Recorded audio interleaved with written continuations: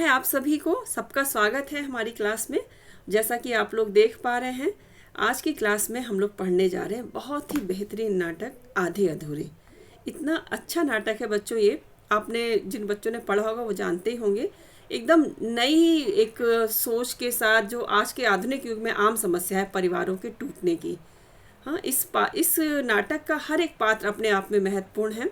ये आप देख पा रहे हैं, मैं इसकी मूल पुस्तक आपके पास पीडीएफ के रूप में लाई हूँ। ये रहे मोहन राकेश जी हैं, आधे अधूरे। ठीक है, पूरी पुस्तक। अब पहले मैं इसकी भूमिका भी बिल्कुल पढ़ूंगी। भूमिका को स्किप नहीं करना है, उसीलिए मैं मूल पुस्तक पे फोकस करती हूँ कि भूमिका पढ़ने के लिए मिल जाए। ये आप देख पा रहे हैं 1972 में अनीता राकेश, उनकी पत्नी ने ये प्रकाशन करवाया है। उनकी क्योंकि मृत्यु हो गई थी। नाटक को मंचित करने से पहले निश्चित शुल्क देकर कॉपीराइट की बात की गई है। चलिए, कॉपीराइट से हमें नहीं लेना देना है, हम विद्यार्थी लोग हैं। यहाँ पे निर्देशक का वक्तव्य। निर्देशक कौन है? ओम शिवपुरी। पहले वक्तव्य पढ़ने, फिर मैं आपको इसके पात्र के बारे में बताती हूँ। हाँ, और उससे पहले कि ये प्रकाशित कब हुआ है बच्चों, प्रकाशन को लेके बहुत ज़्यादा दिक्कतें आती हैं। जैसे अभी पिछला आपने देखा ग्रुप में, उसके लिए चल रहा था अंधा युग के लिए। तो 54 है कि 55 है, तो ये माना गया कि 54 ही है। अगर कहीं 54 नहीं होगा तो 55 आएगा, लेकिन 55 और 54 एक साथ नहीं होगा। उसका देखा जाए मेन तो 54 ही है। ठीक है, चलिए अब आ जाते हैं इस पे। तो इसका प्रकाशन वर्ष है 1969, 1969। ठीक है, इसका प्रकाशन हुआ था 69। नोट कर लेंगे, सभी रचनाओं का प्रकाशन वर्ष महत्वपूर्ण है। अब देखिए निर्देशक क्या कहते हैं। एक निर्देशक की दृष्टि से आधे अधूरे मुझे समकालीन जिंदगी का पहला सार्थक हिंदी नाटक लगता है। महत्वपूर्ण पंक्ति है। देखो, समकालीन जो जिंदगी है ना, हम लोगों ने आज़ादी से पहले की समस्याएं देख ली।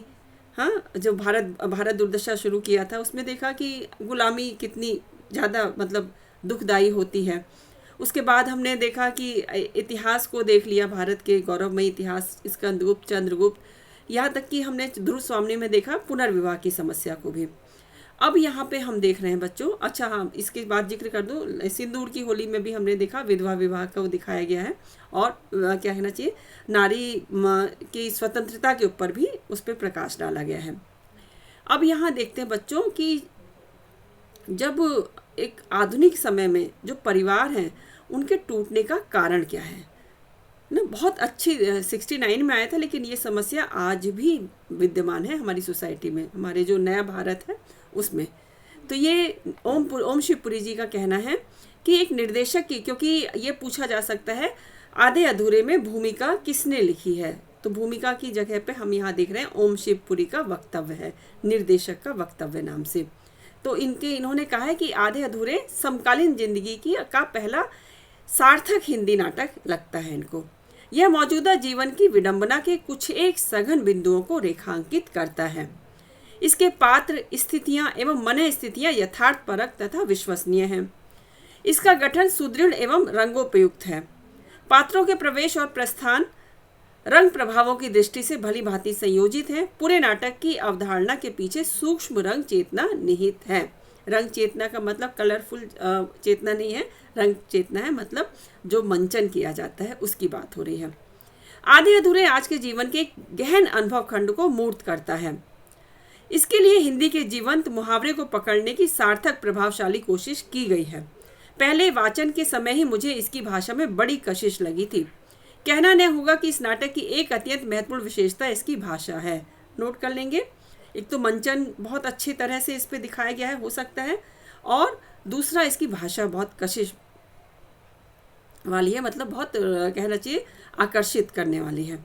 इसमें वह सामर्थ्य है जो समकालीन जीवन के तनाव को पकड़ सके। शब्दों का चयन, उनका क्रम, उनका संयोजन, सब कुछ ऐसा है जो बहुत संपूर्णता से अभिप्रेत को अभिव्यक्त करता है। लिखित शब्द की यही शक्ति और उच्चारित ध्वनि समूह का यही बल है जिसके कारण नाट्य रचना बंद और खुले दोनों प्रकार के मंचों पर अपना सम्मोहन बनाए रख सकी। तो इसको बच्चों बंद मंच पर भी खेला गया है और खुले मंच पर, ओपन स्टेज जो होता है उस पर भी इसको खेला गया है, और सब पे ये अपना सम्मोहन बनाए रखने में कामयाब हुई है ये रचना। जहाँ तक अधिनिरूपण का सवाल है, आधे अधूरे मेरे लिए कई दृष्टियों से अर्थवान है। यह आलेख एक स्तर पर स्त्री पुरुष के बीच के लगाव और तनाव का दस्तावेज है। महेंद्रनाथ इसमें मुख्य नायक है। महेंद्रनाथ सावित्री से बहुत प्रेम करता है। सावित्री मुख्य नायिका है। सावित्री भी उसे चाहती रही होगी, ये देखिए, है ना, कंफर्म नहीं है क्योंकि 4 पुरुषों का यहाँ पे आपको दिखाई देंगे रोल। लेकिन ब्याह के बाद महेंद्रनाथ को बहुत निकट से जानने पर उससे वितृष्णा होने लगी है, क्योंकि जीवन से सावित्री की अपेक्षाएं बहुमुखी और अनंत हैं। अब महेंद्रनाथ की बेकारी की हालत में सावित्री बहुत कटु हो गई है। एक ओर घर को चलाने का असहाय बोझ है, तो दूसरी ओर जिंदगी में कुछ भी हासिल न कर पाने की तीखी कचोट। अपने बच्चों के बर्ताव से अत्यंत तिक्त हुई सावित्री बची खुची जिंदगी को ही एक पूरे संपूर्ण पुरुष के साथ बिताने की आकांक्षा रखती है, पर वह आकांक्षा पूरी नहीं हो पाती, क्योंकि संपूर्णता की तलाशी शायद वाजिब नहीं है ना बेटा, कुछ भी संपूर्ण है ही नहीं। सावित्री की कमाई पर पलता हुआ बेकार महेंद्रनाथ दयनीय है। पूरी कहानी आपको बता दी जा रही है। कभी जिस घर का वह गृह स्वामी था, आज उसी घर में उसकी हालत एक नौकर के समान है।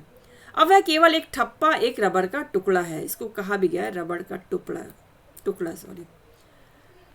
वह सावित्री के पुरुष मित्रों को जानता है और जब तब उनका जिक्र करके अपने दिल की भड़ास निकालता रहता है। अपने कुचले आत्मसम्मान को बचाने की खातिर वह अक्सर शुक्र शनिचर घर छोड़कर चला जाता है। ज़्यादातर वीकेंड में वो शुक्रवार शनिवार को घर छोड़कर चला जाता था, लेकिन कुछ घंटों बाद वापस लौट आता है, थका हारा पराजित, क्योंकि यही उसकी नियति है। एक दूसरे स्तर पर यह नाटक रीति पारिवारिक विघटन की गाथा है। ये इस अभिशप्त कुटुंब का हर एक सदस्य एक दूसरे से कटा हुआ है। घर की त्रासदायक हवा से वे अपने और एक दूसरे के लिए जहरीले हो रहे हैं। बड़ी लड़की मनोज रूपी हमदर्द द्वार को पाते ही बाहर निकल भागी है। मनोज से ही प्रेम विवाह कर लेती, मतलब भाग जाती उसके साथ। लड़का पत्रिकाओं से अभिनेत्रियों की रंगीन तस्वीरें काटता हुआ उस मौके के इंतजार में है जब वह भी यहाँ से भाग सके। उसका बेटा सावित्री का अपने पिता के लिए उसके मन में करुणा है, माँ के लिए आक्रोश। वह बड़ी बहन के प्रेम में विश्वास नहीं करता, उसे घर से निकलने का एक जरिया मानता है। मतलब वो प्रेम नहीं था, वो घर से भागने का एक माध्यम था। छोटी लड़की है, माता पिता भाई बहन किसी के प्रति लगाव महसूस नहीं करती। अपनी छोटी छोटी आवश्यकताओं की आपूर्ति से बेहद कड़वी होकर वह कैंची की तरह जुबान चलाती है और यौन संबंधों में वह दिलचस्पी लेने लगती है, जो उसकी आयु से कहीं आगे है। उसकी बदमिजाजी दिन पर दिन बढ़ती जाती है, क्योंकि पिता की बेकारी, माँ के पुरुष मित्रों और बड़ी बहन के घर से भाग जाने के कारण उसे बाहरी लोगों की कुत्सित बातें सुननी पड़ती हैं। समाज है, समाज सुनाता है उसको। वो बाहर जाती है खेलने भी, तो उसको लोग ताने मारते हैं, क्योंकि उसकी मम्मी के जो है पुरुष मित्र उसके घर आना जाना करते हैं और बहन ने भाग के शादी कर ली थी। तो 2 बातें बहुत है समाज के लिए बात बनाने के लिए। दफ्तर और घर में दिन भर खटती सावित्री सिर्फ बिन्नी से ही थोड़ी सहानुभूति पाती है। बिन्नी बड़ी लड़की है, हालांकि बिन्नी भी उससे इसी सवाल की तलबगार है कि इस घर में ऐसा क्या है जो यहाँ से निकल जाने के बाद भी उसके और मनोज के बीच काली छाया के समान आ जाता है। उसके और उसके पति के बीच में भी रिश्ते जो है ठीक नहीं है।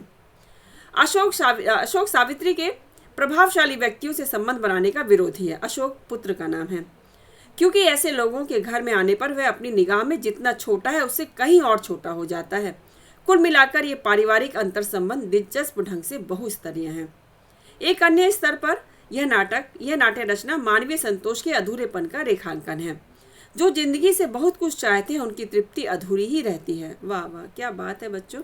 वाकई जो जिंदगी से बहुत कुछ चाहता है ना, वो तृप्त नहीं हो पाते। महेंद्रनाथ, सिंघानिया, जगमोहन और जुनेजा, ये 4 आदमी हैं, 4 पुरुष हैं बच्चों। सबसे पहला महेंद्रनाथ है, पुरुष 1, पुरुष 2 है सिंघानिया, पुरुष 3 है जगमोहन और पुरुष 4 है जुनेजा। ये अलग अलग गुणों के 4 पुरुष हैं। चुनाव के एक क्षण में सावित्री ने महेंद्रनाथ के साथ गांठ बांध ली और आगे चलकर अपने को भरा पूरा महसूस नहीं किया, करने लगी थी, लेकिन मोह भंग हो गया जब से उसकी नौकरी गई थी। लेकिन अगर वह महेंद्रनाथ की बजाय जगमोहन से रिश्ता जोड़ती तब भी अनुभूति वही रहती, क्योंकि तब जगमोहन में जुनेजा के गुण नहीं मिलते और इस तरह यह दुष्चक्र चलता ही रहता। मतलब हर एक आदमी में सारे आदमियों के गुण कहाँ से आ सकते हैं। एक स्तर पर यह नाटक मेरे लिए व्यक्तियों की विभिन्नता के बावजूद मानवीय अनुभव की समानता का दिग्दर्शन है। इसके लिए नाटककार ने एक ही अभिनेता द्वारा 5 पृथक भूमिकाएं निभाए जाने की दिलचस्प रंग युक्ति का सहारा लिया है। ठीक है, नाटककार ने स्वयं ही ये सारी बातें उल्लेख की हैं इस नाटक में, मोहन राकेश जी ने, कि जो इसको मंचन के समय एक ही पुरुष सभी पुरुषों का रोल निभाएगा, है ना, क्योंकि एक साथ चारों का जो है दृश्य कहीं नहीं आया है, एक के बाद एक, एक के बाद एक के बाद एक आया है। ठीक है, तो कितना आसान है, कम पात्र हो गए। महेंद्रनाथ की जगह जगमोहन को रख देने से या जगमोहन के स्थान पर जुनेजा को रख देने से स्थिति में कोई बुनियादी अंतर नहीं पड़ता, क्योंकि परिस्थितियों के एक ढांचे में व्यक्ति लगभग समान ढंग से बर्ताव करता है। इसी अनुभव पर बल देने के लिए कुछ एक प्रदर्शनों में नाटक की शुरुआत के साथ एक स्पॉट कमरे में लगे मुखौटे को आलोकित करता था। शुरू में जब ये नाटक का मंचन होता था तो एक जगह पे जाके लाइट जो है फोकस होती थी, स्पॉट मतलब उस जगह। आधे अधूरे का कार्यस्थल मकान का बैठने का कमरा है। एक कमरे में ही पूरा नाटक समाप्त हो जाता है, जिसमें सोफे, कुर्सियां, मेजें, अलमारी, किताबें, फाइलें आदि हैं। यह कमरा एक समय साफ सुथरा रहा होगा, पर सालों की अधिक कठिनाइयों के कारण अब सब पर धूल की तह जम गई है। क्रॉकरी पर चटखन है। गरीबी है बच्चों, मतलब बिलो कहना चाहिए जो इनका रहन सहन दिखाया है, क्योंकि पैसे का अभाव है, तभी तो सावित्री भी नौकरी पे जाती है। तो देखो, जब जिस घर में बच्चों पैसे का अभाव होता है, और दूसरी बात कि घर के सदस्यों में मनमुटाव होता है, खुशहाली नहीं होती, वहाँ की जो दीवारें हैं, वहाँ का जो फर्नीचर है, वो भी उसकी गवाही देता है। यहाँ भी यही बात की गई है। आर्थिक कठिनाई के कारण सब चीज़ों पर धूल जम गई है। पहले साफ सुथरा रहा होगा जब उसका बिजनेस चलता था। परिवार का हर सदस्य एक दूसरे से कटा हुआ है। क्रॉकरी पर चटखन है, कप प्लेट है उनमें चटक गए हैं, दीवारें मटमैली हो गई हैं, और घर की हवा तक में उस स्थायी तलखी की गंध है जो पांचों व्यक्तियों के मन में भरी हुई है। कौन पांचों? महेंद्रनाथ, सावित्री, अशोक और दोनों लड़कियां, है ना, बड़ी और छोटी। ऊब, घुटन, आक्रोश, विद्रूप, दम घोटने वाली मनहूसियत जो मरघट में होती है, शमशान में जैसी मनहूसियत होती है वैसा। इस तनाव भरे वातावरण के संप्रेषण के लिए मुझे पहले बॉक्स सेट ही उपयुक्त लगा, और कई प्रारंभिक प्रदर्शनों में उसे ही अपनाया गया। साथ ही कुछ एक प्रदर्शनों में नाटक के शुरू और अंत में ऐसे पार्श्व संगीत का व्यवहार किया गया, जिसकी ध्वनि तरंगे शमशान भूमि की संत्रस्त वीरांगी को संप्रेषित करती हो। नाटक के शुरू में भी ऐसा संगीत दिया गया जैसे शमशान भूमि की याद आ जाए, और बाद में भी।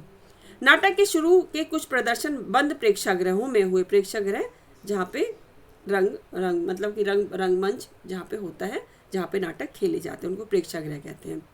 जब मुक्ताकाशी त्रिवेणी में प्रदर्शन की बात आई, मुक्ताकाश मतलब खुले आकाश में, तो कुछ मित्रों ने शंका प्रकट की कि नाटक संभवतः खुले मंच के लिए उपयुक्त नहीं है। उनमें नाटक के तनाव और सघनता के बिखर जाने का खतरा है। लेकिन मेरी यह मान्यता है कि गंभीर नाट्य दल को दर्शक पाने के लिए नए रास्ते ढूंढने होंगे। अगर नाटक गहन कलात्मक नाट्याभूति देने में समर्थ है, अगर वह जिंदगी की महत्वपूर्ण उथल पुथल पर उंगली रखता है, तो हो सकता है कि बाहर सड़क पर कुछ आहट या किसी कार के हॉर्न की आवाज़ मंच पर की कलात्मक यात्रा में कोई रुकावट न डाल। खुले मंच पर यही होता है ना बेटा, बाहर का शोर शराबा सब सुनाई देता है। तो उसके बाद भी कह रहे हैं कि हो सकता है अगर नाटक के अंदर ये क्वालिटी है ना, कलात्मक नाट्याभूति देने में समर्थ है, तो ये चीज़ें कोई रुकावट नहीं डालती। मुझे संतोष है कि मेरा विश्वास सही साबित हुआ। बंद और खुले प्रेक्षागृह के अंतर से नाटक की प्रभावान्विति पर कोई असर नहीं पड़ा। दर्शक के साथ तादात्म्य उतना ही तीव्र और गहन रहा। इन्हीं दिनों यह अनुभव भी हुआ कि बॉक्स सेट कई व्यवहारिक मुश्किलें पैदा करता है। वह एक और जहाँ समय और व्यय साध्य है, नहीं लगता है ना, स्पीकर वगैरह में व्यय तो लगता ही है, वहीं दूसरी ओर रंगोपकरणों के अधिक आश्रय का भी द्योतक है। और यह बात किसी हद तक मेरी धारणाओं के साथ नहीं जाती, इसलिए हिम्मत करके मैंने बॉक्स सेट का व्यवहार भी छोड़ दिया, और इससे भी प्रस्तुति के प्रभाव में कोई अंतर नहीं महसूस किया। केवल अभिनय और कहानी के दम पर यह नाटक हर जगह सफल रहा। मैं प्रदर्शन में सादगी का कायल हूँ, इसलिए प्रकाश व्यवस्था में भी किसी तरह के लटके नहीं थे। नाटक के लिए उपयुक्त सादी आलोक पद्धति थी। प्रारंभ में कुछ एक स्पॉट पर घर की विभिन्न चीज़ों को आलोकित करते थे, फिर हाउस लाइट में घुल मिल जाते थे। इसी प्रकार दूसरे अंक के शुरू में 2 स्पॉट लड़के और बड़ी लड़की को आलोकित करते थे। दूसरे अंक में किसमें फोकस होता है? लाइट, लड़का और बड़ी लड़की है। फिर एक प्रकाश व्यवस्था में सम्मिश्रित हो जाते थे। वेशभूषा के पीछे भी यही दृष्टि थी। प्रमुख अभिनेता को 5 भूमिकाएं करनी थी। इसके लिए वह केवल एक ऊपरी वस्त्र बदलता था। सबसे पहले काला सूट, काले सूट वाला आदमी के नाम से है यहाँ पे। फिर कोट उतारकर केवल कमीज पहनता है तो महेंद्रनाथ बन जाता है। फिर बंद गले का कोट व टोपी पहन के सिंघानिया बन जाता है। फिर आगे हाई नेक की कमीज पहन के जगमोहन बन जाता है और फिर लंबा कोट पहने जुनेजा बन जाता है ना। 5 पुरुषों की भूमिका को एक ही चरित्र ने निभाया है। केवल सावित्री दूसरे अंक के लिए साड़ी बदलती थी क्योंकि वह स्थिति की मांग थी। केवल जो सावित्री है उसको दिखाया गया कपड़े चेंज करने के लिए। प्रस्तुति की अन्य उल्लेखनीय विशेषता थी मेकअप का न होना। नायिका केवल वही मेकअप किए हुई थी जो उस जैसी स्त्री वास्तविक जीवन में करती है। इसके अलावा किसी कलाकार ने पाउडर इत्यादि छुआ भी नहीं था। ये सब चीजें बच्चों कथन में पूछी जा चुकी हैं, है ना। इस प्रदर्शन की एक महत्वपूर्ण विशेषता थी नाटककार और निर्देशक का पारस्परिक सहयोग। पहले पूर्वाभ्यास से ही राकेश जी साथ थे और पहले प्रदर्शन तक वे बराबर इस कलात्मक यात्रा के सहयात्री रहे। फर्नीचर में तिपाई के चुनाव से लेकर नाटक के अधिनिरूपण तक हमने साथ साथ काम किया। अनेक बार मतभेद भी हुए, लंबे वाद विवाद भी, लेकिन अंतिम रूप में जो नाट्य परिणाम सामने आया उसे लेकर हम दोनों ही सहमत थे। अर्थात प्रस्तुति में ऐसा एक भी तत्व नहीं था जिससे या तो मैं असहमत होता या राकेश जी, मोहन राकेश की बात हो रही है। ये इतना बड़ा वक्तव्य था बच्चों, किसकी तरफ से? जो निर्देशक हैं ओम शिवपुरी की तरफ से था। अब ये नाटक यहाँ से शुरू है। मैं आपको इसके पात्रों के बारे में बता देती हूँ। ये प्रश्न आ चुका है बच्चों कि आधे अधूरे का पहला मंचन दिल्ली में कहाँ पे हुआ था। तो दिशांतर या दिशा ऐसे ही कुछ और नाम भी 3-4 दे देंगे, याद रखना। ये दिशांतर द्वारा ओम शिवपुरी के निर्देशक में फरवरी 1969 में हुआ था। और इसके पात्रों की भूमिका कौन कौन निभाता है देख लीजिए। काले सूट वाला आदमी ओम शिवपुरी ने निभाई थी। जब यहाँ पे पहली बार इसको प्ले किया गया था तब की बात हो रही है। स्त्री जो बनी थी सावित्री, वो सुधा शिवपुरी बनी थी। पुरुष एक बने थे ओम शिवपुरी। बड़ी लड़की का रोल किया था अनुराधा कपूर ने और छोटी लड़की ऋचा व्यास ने। ये भी प्रश्न पूछे गए हैं बच्चों कि बड़ी लड़की का रोल किसने किया था जब पहली बार इसको मंच पे खेला गया था। ये देख लीजिए, अब नेट में इस तरह के प्रश्न भी पीछे पूछे जा चुके हैं। प्रीवियस ईयर के पेपर जब आप सॉल्व करोगे तो आपको समझ में आएगा, या आपने किए भी होंगे तो जानते होंगे ना। बड़ी लड़की की भूमिका किसने निभाई थी, छोटी लड़की की किसने निभाई थी, आप ये सब ध्यान से सुन लेना। ये तो समझ में आ जाएगा। ओम शिवपुरी पुरुष की सारे पुरुषों की भूमिका इन्होंने निभाई है। सावित्री की सुधा शिवपुरी ने। इनको याद रख लेना। बड़ी लड़की अनुराधा है, छोटी लड़की ऋचा व्यास ने निभाई है। अनुराधा और ऋचा व्यास ने। लड़के की भूमिका दिनेश ठाकुर ने निभाई है और बाकी पुरुष 2 भी ओम शिवपुरी हैं, 3 भी, 4 भी, सब ओम शिवपुरी ही हैं। क्लियर हुआ? अब इसके अंक नोट कर लो। तो इस नाटक में बच्चों 3 अंक हैं। 3 अंक हैं इसमें नाटक में दिए गए हैं। प्रकार कैसा है? ये तो सामाजिक नाटक है। विषय आपको समझ में कुछ कुछ आ ही गया होगा, फिर भी बता देती हूँ। एक मध्यवर्गीय परिवार के आंतरिक कलह का इसमें विवरण दिखाया गया है। स्त्री पुरुष संबंधों की त्रासदी यहाँ पे दिखाई देती है। वैवाहिक संबंधों की विडंबना, मतलब विवाह है लेकिन स्त्री पति पत्नी में प्रेम बिल्कुल नहीं है। कुंठित जो है युवा वर्ग की पीड़ा दिखाई देती है अशोक के माध्यम से, और पुरुष का अधूरापन दिखाई देता है। आधुनिक नारी का चित्रण किया गया, नारी मुक्ति की भावना यहाँ पे दिखाई गई है। अब मैं आप कहेंगे ना, तो मैं देखिए ये ऐसे देखा जाए तो इसमें 48 पेजेस का है बच्चों, इसको अगर पढ़ा जाएगा तो। लेकिन मैं आपको इसका एक यूट्यूब पे वीडियो उपलब्ध है, मैं आपको वो शेयर करूँगी। पूरे डायलॉग वगैरह हूबहू है, बहुत अच्छा है, शायद 3-4 घंटे का है, तो वो मैं आपको शेयर करूँगी। मैं इसका सारांश आपको बता देती हूँ, ठीक है। और अगर आपको लगेगा कि मैम आधा अधूरा लग रहा है, आधा अधूरा लग रहा है, पूरा पढ़ाइए, तो फिर बेटा एक एक मैं डायलॉग भी पढ़ा दूँगी, मुझे कोई दिक्कत नहीं। बस मैं ये सोच के चल रही हूँ कि एग्ज़ाम से पहले आपका सिलेबस जो है मतलब 70% तक तो कंप्लीट हो जाए, ठीक है। तो मैं आपको बता रही हूँ इसका सारांश क्या है, सार क्या है इस नाटक का। तो इसमें एक जो सबसे मेन किरदार है बच्चों सावित्री। आधा अधूरापन उसी के अंदर दिखाया गया है। सावित्री इसकी मुख्य नायिका है और उसके ही इर्द गिर्द जो है जो कथा जो है घूमती है। इस नाटक में जो 4 पुरुष हैं, पुरुष 1, 2, 3, 4, मैंने आपको बता दिया, ये सब एक ही पुरुष ने यहाँ पे उसकी भूमिका निभाई है। हाँ, तो बेटा इसकी कहानी इस प्रकार है कि शुरुआत में हम देखते हैं जो इसका पति है महेंद्र नाथ, याद रख लेंगे। तो ये जो महेंद्र नाथ है ये सावित्री का पति दिखाया गया है। और शुरुआत में एक काले सूट वाला आदमी मंच पे आता है। मंच की दृष्टि से आपको बता रही हूँ कि एक काले सूट वाला आदमी लंबे एकालाप में, मतलब अपने से ही बात करता हुआ मंच पे दिखाई देता है। वह अपने संवादों को से इशारा भी करता है कि यह नाटक के अन्य पुरुष पात्रों, मतलब जो पात्र है, अन्य पुरुष पात्र हैं, उनके रूप में भी वह बार बार वापस आएगा, मंच पे बार बार वही दिखाई देगा। इशारा मतलब बता देता है, वो एकालाप में ये बात जाहिर कर देता है। दिन भर ऑफिस में काम करके थकी हुई जब सावित्री घर आती है तब अपने घर में उसको मतलब कि शांति नहीं मिलती। वो वहाँ पे देखती है कि अव्यवस्थित घर पड़ा हुआ है, उसको देख के उसको चिढ़ लग जाती है, क्योंकि कमाने वाली एक अकेली वही है, ऑफिस में काम कर रही है, तो बहुत इतनी बड़ी तनख्वाह भी नहीं है, कैसे ले दे के घर चल रहा है। और कितने लोग हैं परिवार में? 5 लोग हैं उसको मिला के, 3 बच्चे और एक पति महेंद्र नाथ। तो वहाँ पे दिखाई देता है कि घर में आती है, थकी हुई है, और अव्यवस्थित घर देखती परेशान और उत्तेजित हो जाती है। सावित्री एक आधुनिक स्त्री यहाँ पे दिखाई गई, आधुनिक नारी जो घर भी संभालती है और बाहर भी। वो स्वयं को युवती रहने का भ्रम पालती है। अधेड़ उम्र की दिखाई है, इसमें उम्र दिखाई गई 40 से 45 के बीच में, लेकिन वो अपने आप को मतलब थोड़ा सा संभाल के सजा के रखती है, क्योंकि उसको पता है कि पुरुष जो है रूप पर ही आकर्षित होते हैं। तो उसको एक भ्रम है, अपने को युवती रहने का उसके अंदर भ्रम है, उसे पूर्ण पुरुष की तलाश है, उसी के अंदर आधे अधूरापन दिखाया, उसे पूर्ण पुरुष की तलाश है, जो लास्ट तक खैर पूरी नहीं हो पाती है ना।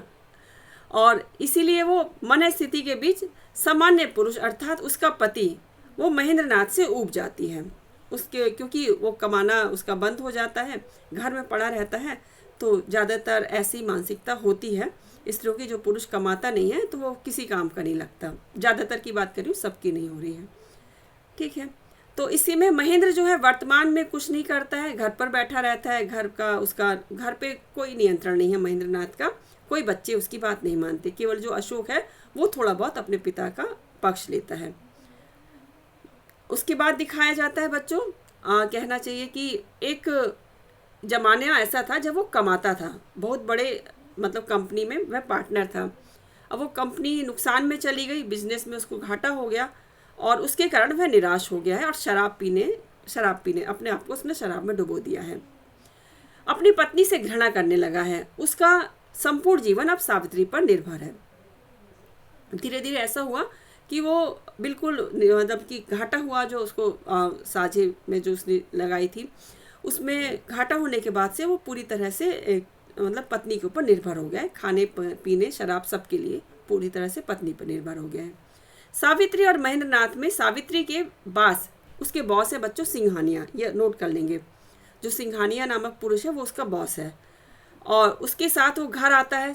बॉस घर में क्यों आ रहा है भाई? उसके प्रति मतलब आकर्षित है, क्यों घर में आएगा? तो वो चाहती भी थी कि घर में आए, मतलब बॉस ज़्यादा उसकी केयर करेगा तो नौकरी सुरक्षित रहेगी, पैसा ज़्यादा मिलेगा, जो भी वो सोचती हो। उसको मतलब अपने पति से संतुष्ट नहीं थी, इसीलिए वो बाहरी पुरुषों में भी अपना पूर्ण पुरुष को ढूंढती थी। तो जब उसके घर आता है तो इस बात को लेकर पति पत्नी में झगड़ा शुरू होता है। सावित्री के मुताबिक उसका बॉस उसके और महेंद्र नाथ के बेटे अशोक की नौकरी लगवाने के लालच में बुला रही है। सावित्री सफाई देती है, बॉस को घर पे क्यों आने दे रही है? क्योंकि बॉस से बात करके वो अपने बेटे की नौकरी लगवाएगी। किंतु महेंद्र नाथ इस बात से सहमत नहीं है। अशोक को ऐसा किसी के लालच में भीख में ली हुई नौकरी स्वीकार नहीं है। वो एक खुददार बच्चा दिखाया गया है, और इस कारण वह अपनी माँ से सहमत नहीं है, पिता का पक्ष लेता है। अब जाहिर सी बात है बच्चों, उस स्थिति को सोच के देखो, माँ का कोई पुरुष मित्र या बॉस घर आ रहा है और इसलिए कि वो बेटे को नौकरी दिलवाना चाह रही है, तो ये अब जो, और वो भी युवा बेटा है, तो वो तो समझ रहा है ना कि क्यों आ रहा है बॉस घर, है ना। कोई चीज़ जो है बिना मतलब के नहीं होती है ना, बहुत कम लोग होते हैं ऐसे, और इस नाटक में वही चीज़ दिखाई गई है। सावित्री के चरित्र में चिड़चिड़ापन, कर्कशता, कटुता दिखाई देने लगती है, और प्रेम की परीक्षा में असफल रही हुई नारी यहाँ पे दिखाई गई है। सावित्री को एक पूर्ण पुरुष की तलाश है जो उसके अधूरेपन को दूर कर सके। इस कारण वह अपने पति में की कमियों के कारण दूसरों के संपर्क में आती है। और सावित्री अकेली घर में नौकरी करती है, इस कारण वह अकेली घर की कमाऊ है। अपने निठल्ले या बेकार पति को लेकर बार बार वाद विवाद होता है। और ये नाटक में घर घटनाओं और चीज़ों का मतलब कि कच्चा चिट्ठा खुलता जाता है। घर की हालत और बच्चों के बिगड़ने की जिम्मेदारी दोनों भी पति पत्नी एक दूसरे पर डालते हैं। वो कहता है तुम्हारे कारण और वो कहती है तुम्हारे कारण। महेंद्रनाथ सावित्री के पुरुष मित्रों के नाम लेकर उसे हीन दिखाता है, मतलब उसको ताना मारता है, जिसमें जगमोहन और मनोज के नाम लेना नहीं भूलता है ना। जगमोहन और मनोज के नाम से ज़्यादा, क्योंकि मनोज को यहाँ पे दिखाया है कि उसकी मतलब कि सावित्री का मित्र था, लेकिन उसकी बेटी से प्यार करने लगा कि आकर्षित हो गया। प्यार तो नहीं माना जाएगा ये, जो माँ से प्रेम कर रहा और बेटी के साथ भाग गया है ना। मनोज की बात कह रही हूँ मैं। तो उसमें यहाँ पे स्वाभाविक है, महेंद्रनाथ की जगह कोई भी पात्र होता, कोई भी पुरुष होता तो चिढ़ता ही, तो बार बार उसके ऊपर बोलता है, मनोज का नाम लेता है। इन पति पत्नी की बात हो रही थी, तभी उनकी बड़ी लड़की जो बिन्नी है वो आ जाती है, उसको आते हुए दिखाते हैं। और इसमें उसके हालचाल से हमें नाटककार बताता है कि बिन्नी अर्थात अनजाने में अपनी माँ के प्रेमी मनोज से ही भागकर, मतलब कि जल्दबाजी में वो शादी कर लेती है। वो भी अपनी शादी से खुश नहीं है, अपने माता पिता की तरह उसका दाम्पत्य जीवन भी असंतुष्ट है और इसीलिए वो मायके आ गई है उसको छोड़ के। लड़के मतलब इनकी छोटी बेटी है किन्नी, नाम याद रखना, बिन्नी बड़ी है, बा से बिन्नी, और किन्नी छोटी है ना। किन्नी अपनी जो स्कूल की ज़रूरतों की शिकायतों को लेकर अपने माता पिता के पास आती है, लेकिन उनके पास तो समय ही नहीं है, ना समय है ना मनोदशा है कि उनकी बात सुने। तो ये इस कारण क्या हो गया, कम उम्र में ही वो अश्लील किताबें पढ़ना सीख गई है ना। और बदतमीजी करती है, मुँह जोर हो गई है ना, कि सबसे जुबान चलाती है।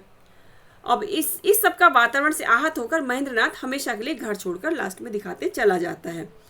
वह धमकी देते हुए वहाँ से चला जाता है और सावित्री का बॉस पुरुष 2 जो सिंघानिया है, उसके घर, सिंघानिया जो है उसका बॉस बना है, वो उसके घर आता है। बॉस की अभद्र और असंगत हरकतों से क्रोधित होकर अशोक जो उसका बेटा है उसका मजाक उड़ाता है। जब अशोक के इस व्यवहार से सावित्री नाराज होती है, मतलब बॉस की क्यों मजाक करो, तो जब नाराज होती है तब वह अपनी माँ पर भी लांछन लगा देता है। युवा है, किशोर उम्र का है, ये जो अशोक दिखाया गया है समझ रहा है, तो वो अपनी माँ पे लांछन लगा देता है कि अपनी खुशी के लिए वह हमेशा बड़े बड़े आदमियों से अपने संपर्क बनाती है। सावित्री बहुत दुखी और आहत होती है। सावित्री सबके लिए घर छोड़ने का मन बना लेती है कि वही कमाने वाली और उसी से कोई खुश नहीं है, सब उसी को गलत बोल रहे हैं, तो वो घर छोड़ने का मन बना लेती है। और यहीं पर नाटक का पूर्वार्ध समाप्त होता है।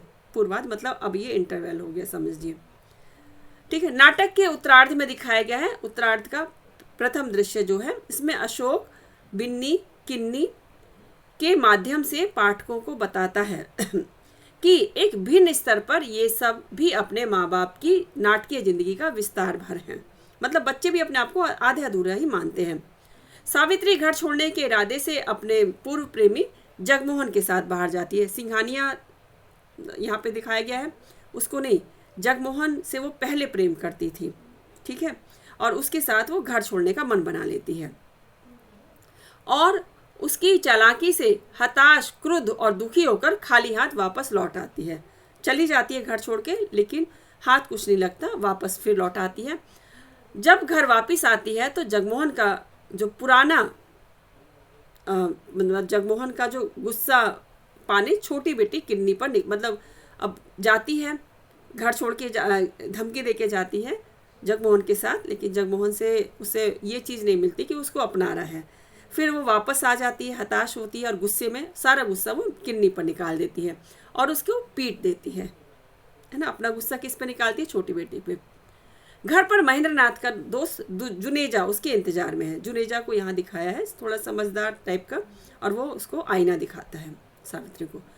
सावित्री किसी की उपस्थिति में पति महेंद्रनाथ को रीढ़हीन, मतलब कि जुनेजा के सामने ही उसको कहती है कि इसकी रीढ़ नहीं है, रीढ़हीन, लिजलिजा और आधा अधूरा कहती है, रबड़ का टुकड़ा जैसे कहती है, लिजलिजा आदमी है, ये कुछ मतलब अपने से नहीं करता है। पुरुष 4 यानी जुनेजा भी तब सावित्री का कच्चा चिट्ठा खोल देता है, बताता है कि पिछले 21 सालों से वह कितनी बार किस किस के साथ संबंध बनाने का असफल प्रयास करती आई है ना। पूरा कच्चा चिट्ठा वहां पे वो खोल के रख देता है। जुनेजा के अंदर इतना वो था कि वो उसके सामने बोल देता है। ठीक है, वो कहता है कि जितना कुछ वह पाना चाहती है वह कभी किसी एक पुरुष से नहीं मिल सकता, इसलिए अधूरेपन के एहसास से दुखी रहना ही उसकी नियति में है। और यहीं आकर सावित्री महसूस करती है कि अलग अलग मुखौटों के बावजूद सब पुरुषों का चेहरा एक ही है। और सावित्री की तरह ही दिखाते हैं कि महेंद्रनाथ भी नाटक के अंत में फिर घर वापस आ जाता है और सभी पात्र घर के इस नर्क में फिर से वहीं से शुरुआत करते हैं और अपने आप को अकेलापन, अधूरापन महसूस करते हुए, लेकिन उनके पास कहीं कोई जाने का ऑप्शन ही नहीं है एक दूसरे के साथ रहने के अलावा ना। तो यही उनकी नियति है कि एक अधूरेपन के एहसास से दुखी रहने उनकी नियति है। और यहीं आकर वह महसूस करती है कि अलग अलग मुखौटों के बावजूद भी सभी आदमियों का अंदर का चेहरा एक ही है। आधे अधूरे नाटक में की कथा वस्तु अत्यंत आकर्षक और सामाजिक कलेवर में भिगोकर यहाँ पे परोसी गई है मोहन राकेश जी के द्वारा, और परिवार की विघटनशीलता को यहाँ पे प्रस्तुत किया गया है।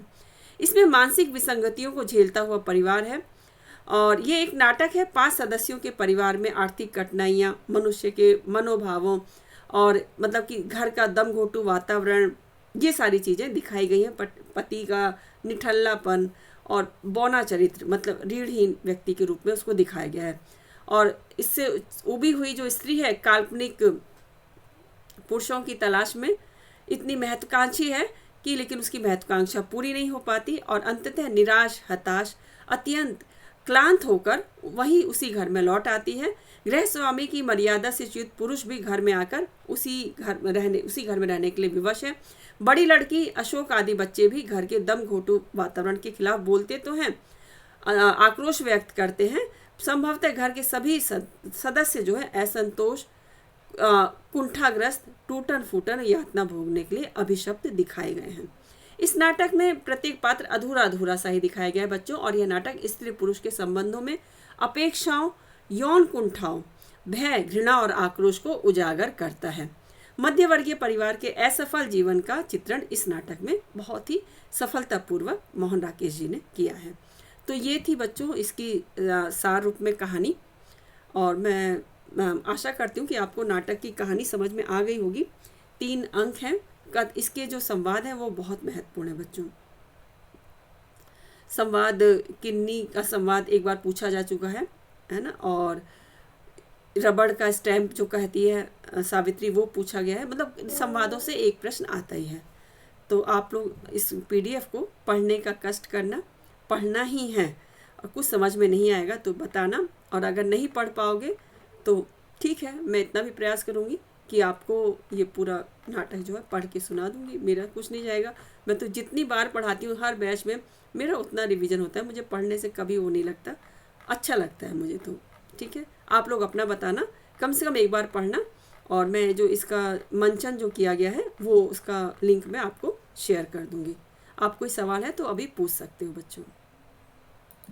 चलिए, इसी के साथ आज की क्लास का यहाँ पे समाप्त करती हूँ, मैं समापन करती हूँ।